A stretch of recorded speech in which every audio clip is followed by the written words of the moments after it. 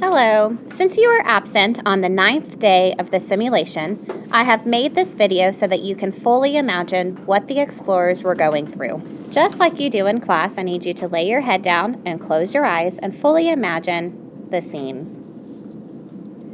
After weeks of searching the islands and not finding any riches, the captain finally decided that it is time to go home. For 3 days, we gathered enough tomatoes, corn, potatoes, sweet potatoes, pineapples, pumpkins, turkey, squirrels, and muskrats to last us 2 months. We also filled all of our barrels with fresh water. At this time, please pause the video and read over your classmates' notes to see if there is anything that you would like to add or change. Also, I would like you to write your thoughts and feelings on the lines.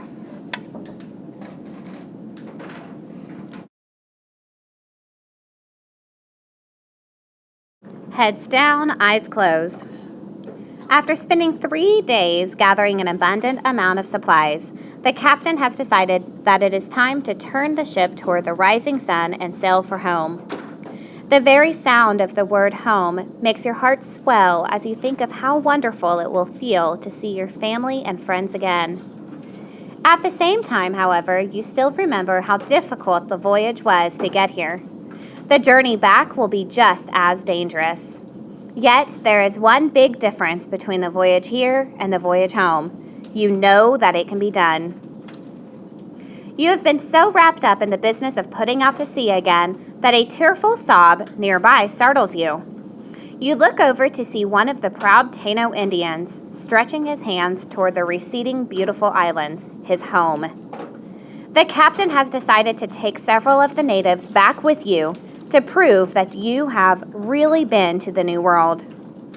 He claims that he is doing it for the Taino's own good as well, explaining that now they will learn civilized ways and a civilized religion.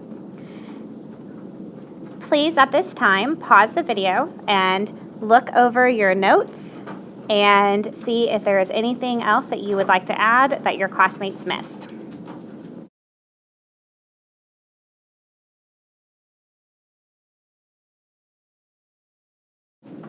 Heads down, eyes closed. After an uneventful and safe journey across the Atlantic Ocean, you have finally arrived back to either Spain or Portugal. All your life, you have wanted nothing more than to leave behind the old world and discover a new world. But seeing the coastline of Europe on the horizon, you now feel overwhelmed with joy at the sight of your own land. As your ship makes its way into port, you can see that the entire town has filled the docks to watch your ship's return. Children run along the shore waving as your ship passes. As your ship finally makes its way to the dockside, you set foot once again on dry land, knowing that your experience has changed you forever.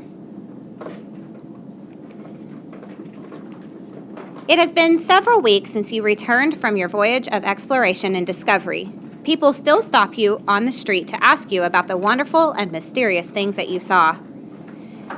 However, an urgent request has arrived from the same royal court that provided you with your charter. The king has asked that you write a 9-journal entry to the royal geographer and cartographer so that the story of your journey can be added to the court library. You have to not only describe what you saw when you reached the New World, but to write about your journey across the Atlantic Ocean. In addition to the facts about your adventure, the king also wants to know your feelings and thoughts about exploration and sailing into the unknown. He explains that what you write today will become the history that students will be reading tomorrow. At this time, please read over your classmates' notes and see if there's anything that you would like to add, and then go ahead and start on your journal.